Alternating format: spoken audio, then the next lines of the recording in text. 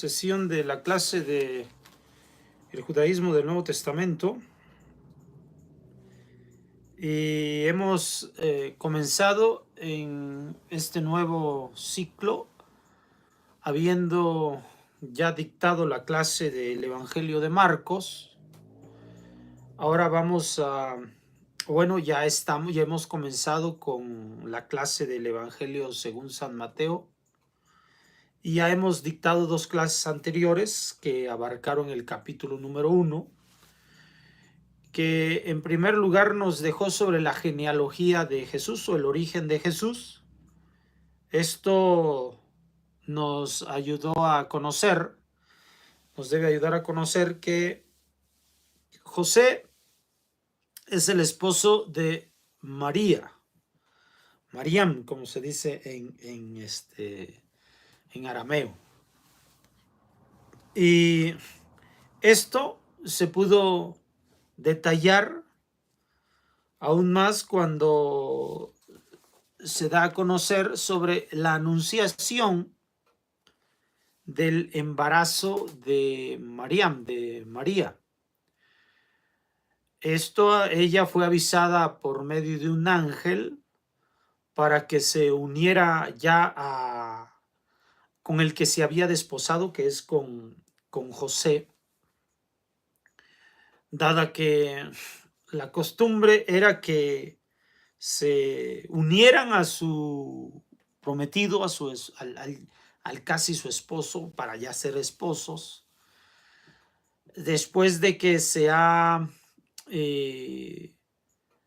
verificado que ella ya es una chica lista para poder dar hijos en el matrimonio, formar una familia.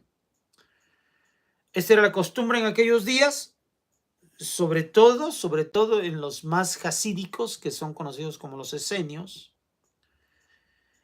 Pero este ángel le dio información a María de que ya se uniera al que sería su esposo, porque para que se cumpliera aquella profecía que se dictó sobre el que vendría a dar origen a ser el Mesías para Israel.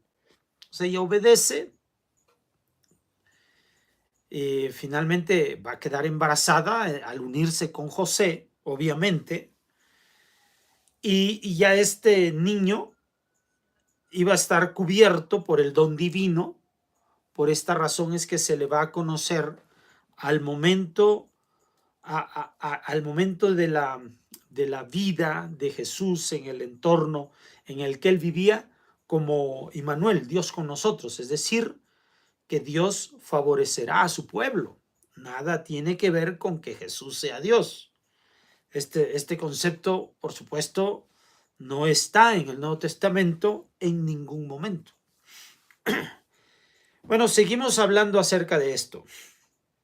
Ahora nos vamos al capítulo 2. Jesús nació en Belén de Judea, en tiempo del rey Herodes Jordus.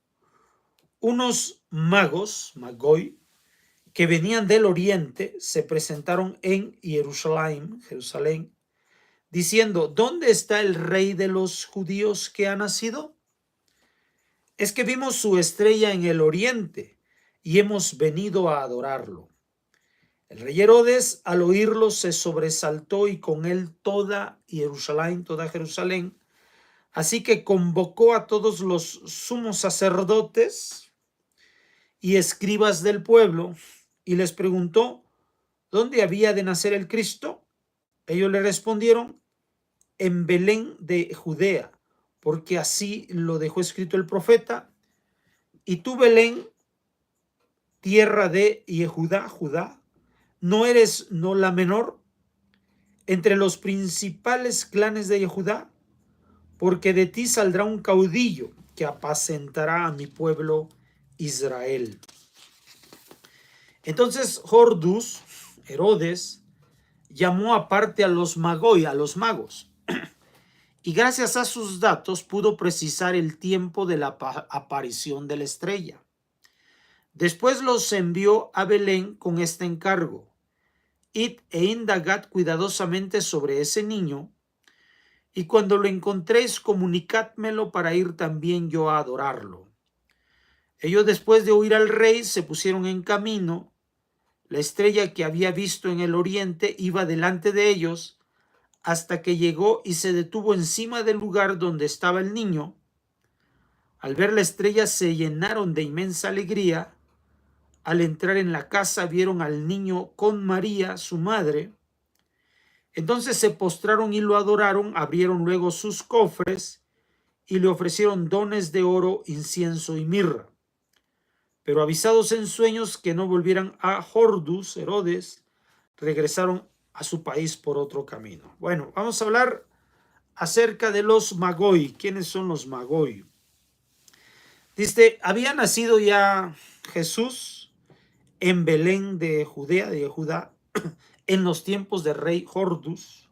Este rey, que por cierto murió en lo que nosotros más o menos consideramos el año 4 antes de esta era común. Así que Jesús obviamente no nace en el año a partir del cual va a contarse este calendario, este ciclo anual, estos años anuales, que en el cual estamos son 2025, no nacería entonces en el año 1, sino que nacería, bueno, Jordus murió, como les digo, en el año 4 antes de esta era común, por lo tanto, Jesús nació antes. ¿Quiénes son estos Magoi? Bueno, los Magoi no se debe entender como magos en el modo de entender de hoy, porque por supuesto estamos hablando de un documento que se redactó hace 1900 años y está hablando de lo que sucedía y de la forma en la que se entendía la vida en aquellos días y los conceptos que se manejaban.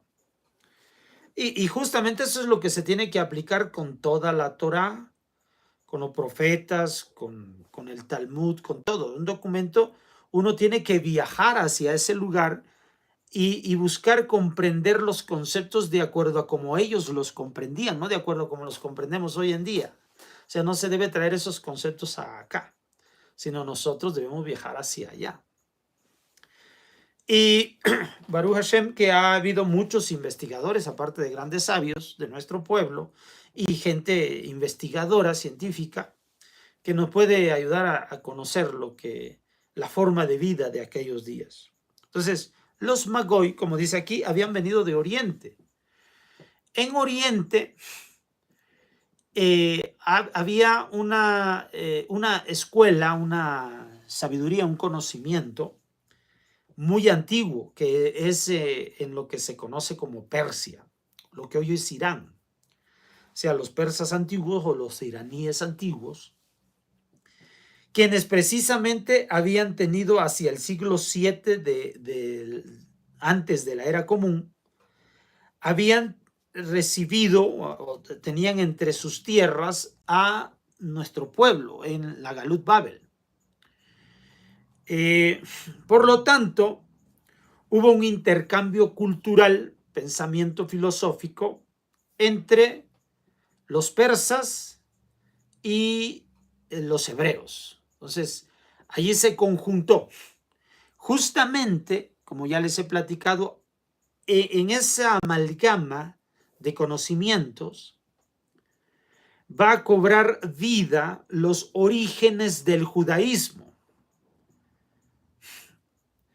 Antiguamente solo se seguía la Torá y los conceptos que los profetas daban a conocer a ciertas personas de nuestro pueblo Israel, pero pues ya sabemos que no eran obedecidos. Nuestro pueblo cayó, fracasó muchas veces su relación con Hashem. Pero entonces buscó darse soporte espiritual a nuestro pueblo a través de conceptos aprendidos en el mundo persa y enriquecer los conceptos de la Torah, y ese enriquecimiento a través de la filosofía y el intercambio cultural es lo que va a permitir el nacimiento, los orígenes, los inicios del judaísmo de aquella época. Estamos hablando del judaísmo, de lo que a la postre sería el judaísmo del segundo templo. Entonces, en este intercambio, tanto los unos como los otros recibían esa fuerza de conocimiento. Los persas van a tener como religión principal, van a adorar al dios Mazda.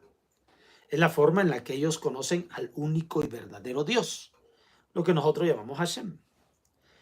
Entonces, ellos, dentro de sus criterios religiosos, van a recibir sobre tres directrices, se van a enfatizar en tres directrices, que es la cuestión astrológica, la cuestión alquímica, de la alquimia, y la cuestión de la hermética. O sea, esta cuestión en primer lugar, de la astrología, se van a dedicar al estudio de las estrellas, estudio que se origina, conceptos que se originan a partir de lo que vamos a ver en el Bereshit, en el Génesis, en el día cuarto. Son conceptos que bajan al hombre, al entendimiento del hombre, de la humanidad, y los persas van a esgrimir conceptos muy fuertes con respecto de la astrología, de los astros, y son los que tienen fuerzas sobre la tierra y que les hacen revelar conceptos mistéricos, místicos. Esto es lo que se conoce como la hermética, o sea, cuestiones que están cerradas, que están ocultas, que es la segunda forma que tenían los persas de concebir la existencia. Y finalmente la alquimia, que es la forma de cambiar o de obtener propiedades y bienes de las cuestiones materiales, así que se empleaban para la curación y la ciencia, digamos, de aquellos días. Entonces, por así decirlo, Magoi no es que eran magos en el sentido posterior, como se conoce la magia en Occidente, sino como sabios. Para los persas, los magoi son gente sabia, como les digo, gente que entiende astrología, son la gente que vamos, van a terminar construyendo las pirámides y las estructuras que hoy se conocen a través de la astrología, el concepto astrológico, o sea, estamos hablando de ciencia. Luego, de la alquimia, lo mismo, alcanzar a conocer las propiedades de elementos materiales, minerales o de las plantas. Y la hermética, que es la forma en la que ellos van a explicar los conceptos de estas fuerzas que ellos están investigando. Entonces, era el sumum del conocimiento, los persas. Y cuando están con nuestro pueblo, ahí nuestro pueblo, en la Galut Babel, pues van a amalgamarse más sus conceptos y van a hacerse más sólidos. Justamente por eso es que se va a dar origen al Talmud Babli en esas regiones del mundo. Es una amalgama de estos conceptos, ¿sí? Así que también los persas, los Magoi, tienen estos conceptos enriquecidos a través del judaísmo, de lo que ellos convivieron. Ahora, este Mazda había, para este dios Mazda, había un momento en que habría un hombre que se encargaría de traer la paz al mundo, un redentor que debería traer la paz al mundo, como les digo. Y esto lo habían decodificado a través de estos conceptos de la astrología, de la alquimia y de la hermética. Así que ellos conocieron sobre todo la astrología, que era, como decirlo, un libro abierto para ellos, las estrellas. Entonces, ellos entendían que habría un redentor para la humanidad. Entonces, Ellos eran los encargados de asesorar a los reyes persas con respecto de ciertas decisiones de las guerras y cosas así. ¿Se acuerdan de Koresh? Koresh es un persa, un rey persa, que precisamente va a fomentar el retorno de nuestro pueblo de Babilonia para la tierra de Israel. Él hace esto porque dentro de la religión persa se considera que habrá un redentor al mundo. Entonces, Koresh, conocido como Ciro el Grande, va a permitir la restauración del templo en Jerusalén, la vuelta de los elementos sagrados, es decir, tiene un tipo de redención, es decir, él se ve a sí mismo como el redentor del mundo y por eso favorece a los judíos, de cual ya ha entendido los conceptos de la judaidad y por eso les da a ellos esas facilidades para poder volver a la tierra y reconstruir su espiritualidad. Así que él Koresh se ve a sí mismo como este escogido por parte del dios persa, que es Mazda, para que él fuera el redentor de la humanidad. Entonces, en esa posición él estaba, así que por eso es que ayuda a nuestro pueblo al retorno. Y obviamente se continúa el aprendizaje acerca de quién va a ser el redentor para la humanidad. Y el redentor para la humanidad, a través de los conceptos, le digo, de la astrología, enseñado por los Magoi. Ellos estudian los cielos.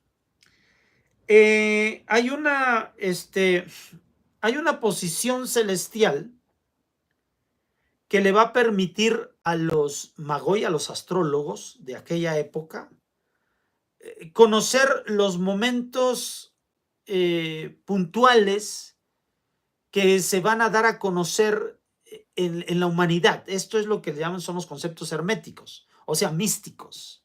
Lo leen las estrellas.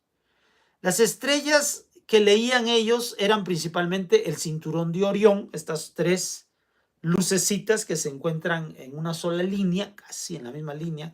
Esa es la figura que sigue las pirámides de Egipto. Esa es la figura que se sigue aquí, por ejemplo, en Teotihuacán, con las pirámides. O sea, son conceptos que ellos leen de las estrellas aún sin tener comunicación entre ellos. Conocen que deben leer el cielo. Esto viene explicado por la Torah en Bereshit en el día cuarto.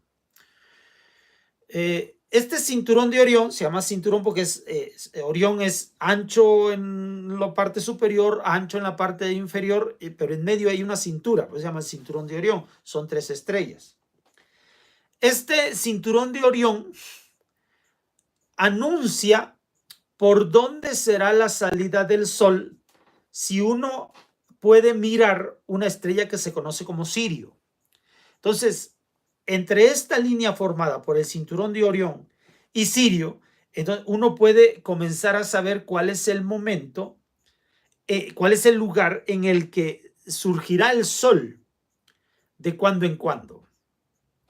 Esto es a través de un ciclo. Recuerde que la Tierra gira. En aquel tiempo no se pensaba de ese modo. Se pensaba que la Tierra era estática y que las estrellas se movían así, de este modo. O sea, porque no se sabía que la estrella, que todo se movía.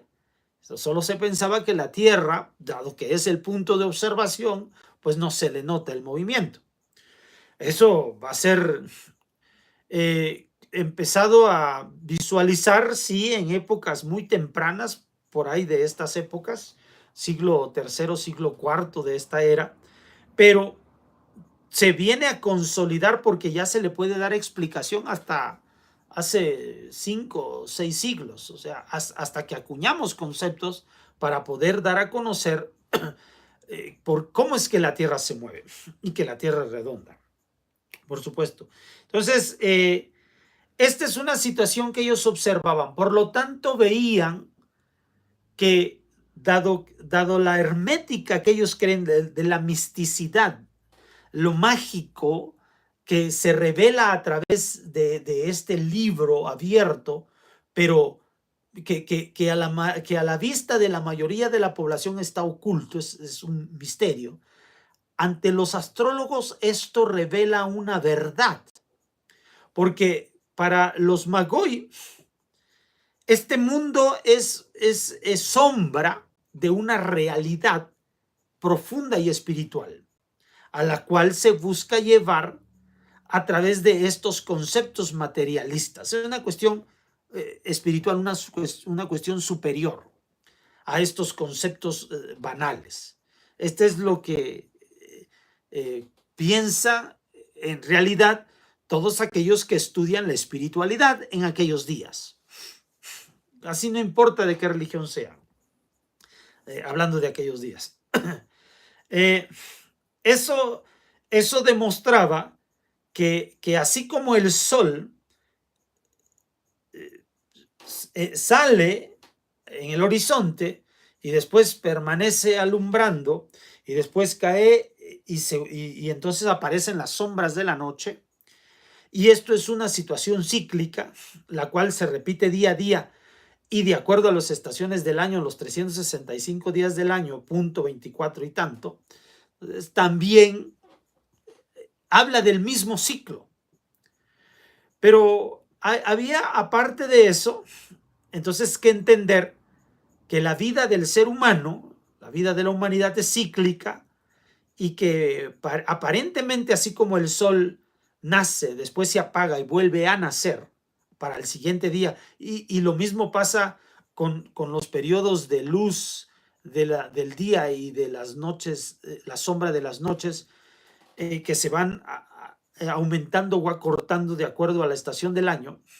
Así hay un ciclo de vida en el individuo, y de eso es de lo que habla, y esa es la razón que los inspira para entender la astrología, porque va a hablar de la razón de su existencia, del propósito de la humanidad en esta vida. Y hay uno que comprenderá ese propósito y será la razón de ese propósito, esto de acuerdo a los sabios que estudian la astrología y también dentro de nuestro pueblo.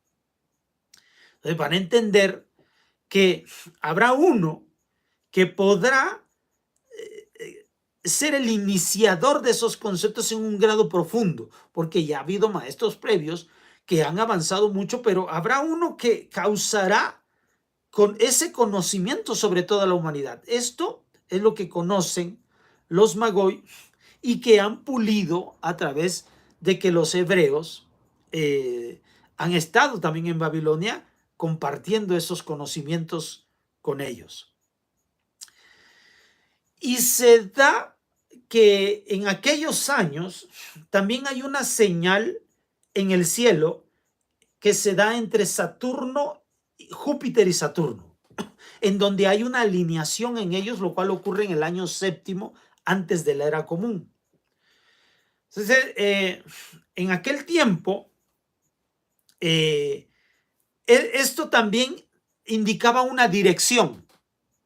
Ahí donde se hizo esa conjunción, indicaba una dirección, y esto es en lo que sería Jerusalén, en lo que sería Israel.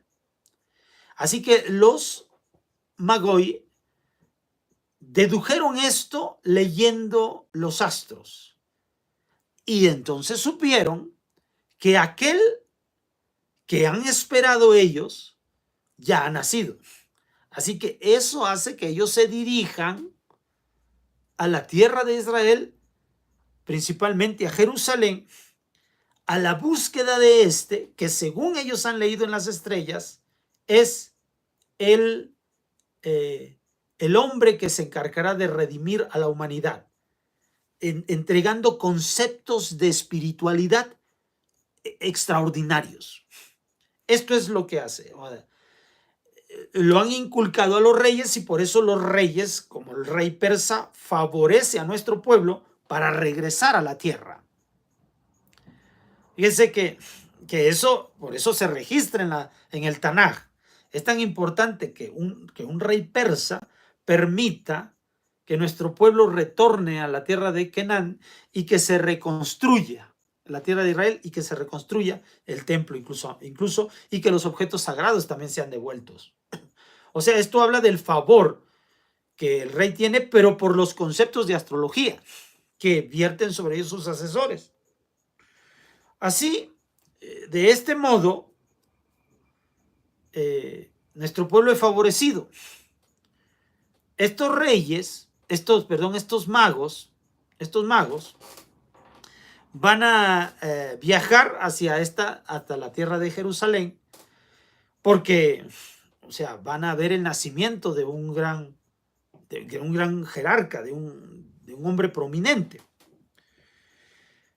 Y una de las costumbres que había en aquellos días, principalmente fomentada por estos astrólogos persas, era la de ungir, la de darles atención, servidumbre a este que a la postre se transformaría, según su parecer, en el Redentor para la humanidad.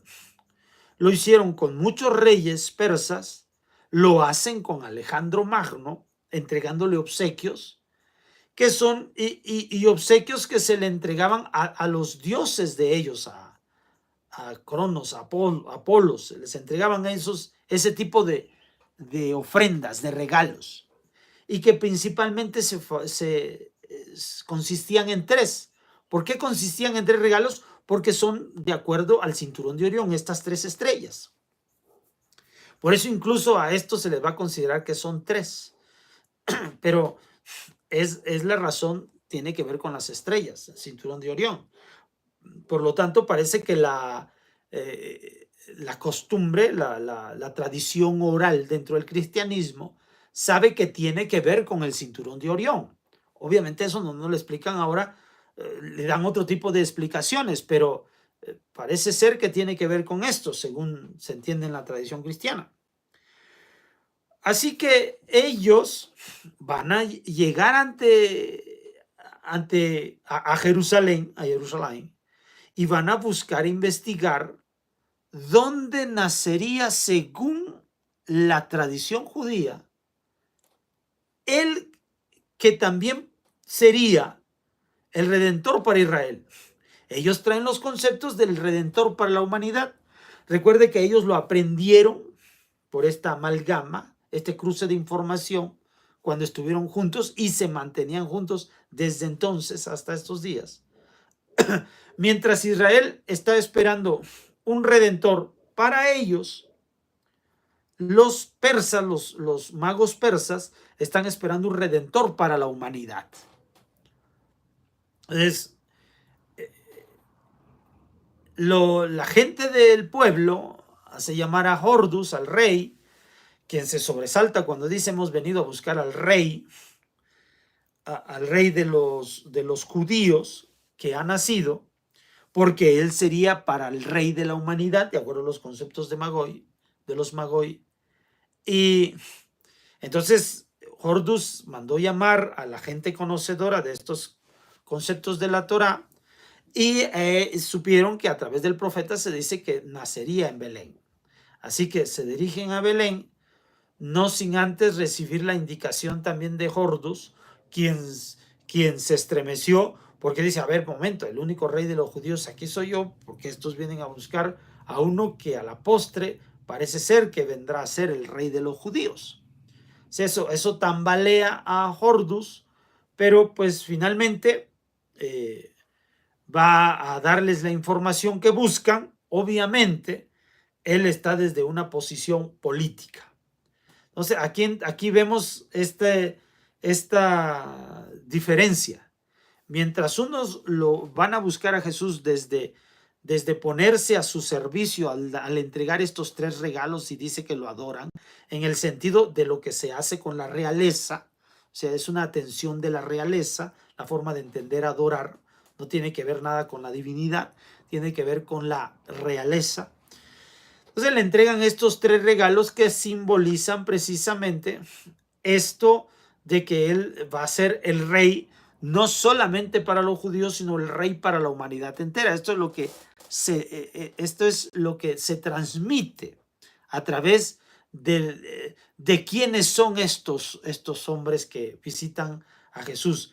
Ahora, recordemos también que esto está en sociedad con aquellos visitantes que recibió Abraham Avinu, también en el día en que nació espiritualmente, que es después de la circuncisión, después del Brit Milá. Entonces, esto de las visitas angelicales que puedan ser personas o no, o más bien sean mensajeros del cielo, tienen que ver con esto, con este nacimiento a una postura espiritual, a una postura del alma, de la Neshama superior a la que se tiene en el estado natural, en el estado racional. Entonces, ellos, informados por los profetas, por los escribas, por los conocedores de la Torah de aquellos días, se dirigen a Belén, encuentran allí al niño acostado con su madre, reconocen la revelación de la estrella que habían visto en el oriente delante de ellos, se detuvo en ese lugar. O sea, esto está en sociedad de las estrellas, son fuerzas que nosotros llamamos ángeles, así que se puede intercambiar el concepto de uno al otro sin ningún problema, porque es lo que se entiende en aquellos días, que la astrología, los astros, las estrellas, son regidos por los Bene Elohim, por seres angelicales. Así que el hecho de ver una luz donde ha nacido este niño, donde se encuentra el niño con su madre, pues tiene que ver con esta misma información. Esto es lo que nosotros conocemos como Midrash. O sea, está dándose a conocer una información que no debe entenderse como literal, sino como simbólica. Porque, ¿qué es lo que busca Mateo? Que nosotros comprendamos cómo es que Jesús va a ser considerado el Cristo o el Mesías por sus seguidores. Porque Marcos se encargó de dar a conocer los hechos, las cosas que Jesús hizo y cómo nació y a qué se dedicó y a qué vino a este mundo e incluso cómo murió.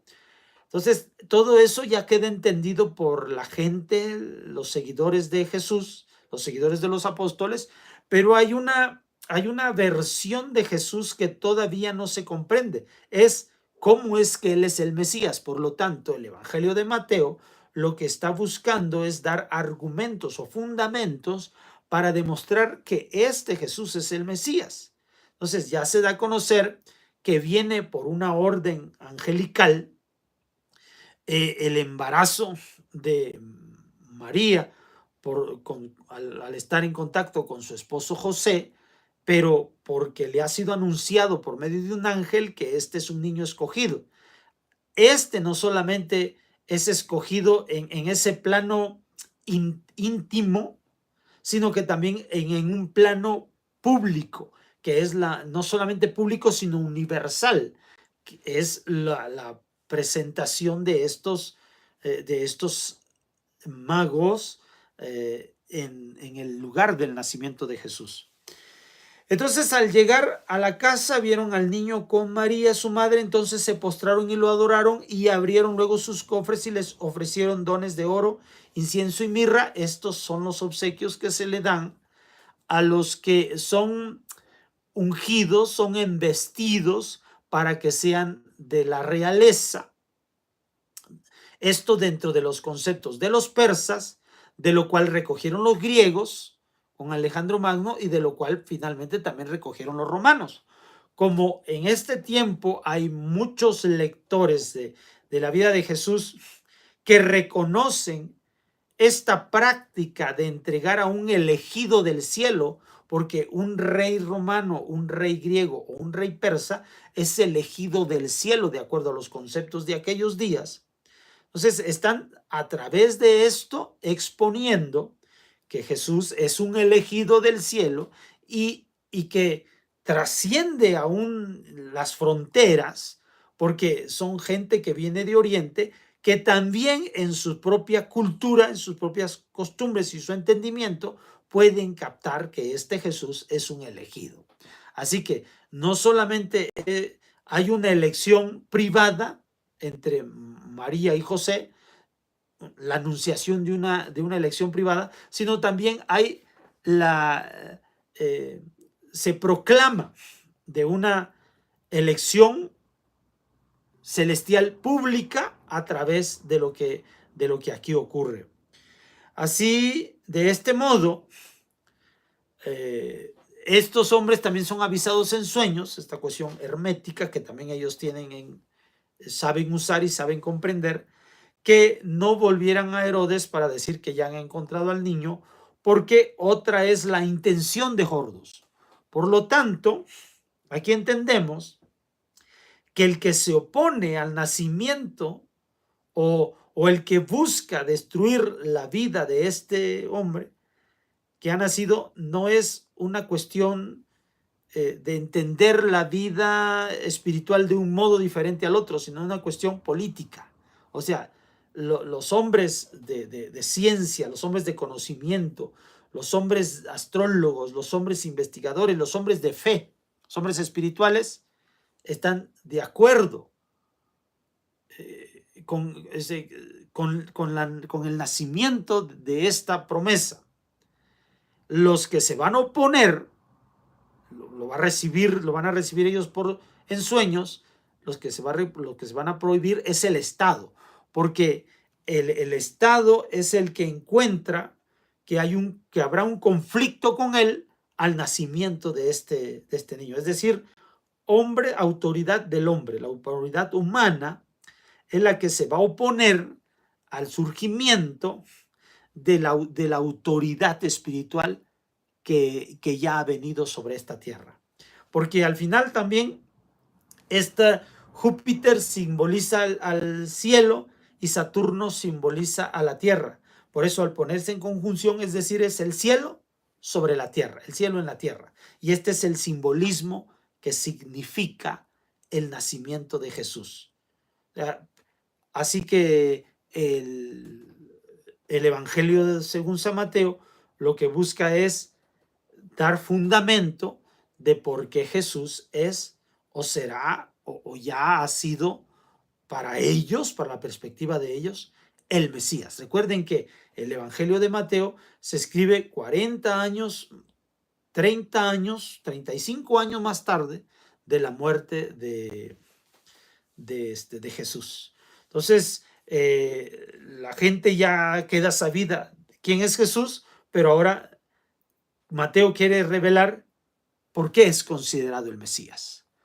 Así que de esto continuaremos hablando y esto es en lo que estaremos dando a conocer la posición de cómo Mateo busca fundamentar para sus lectores que Jesús es el Mesías. Bueno, por el momento es todo. Nos vemos para la próxima. Shalom.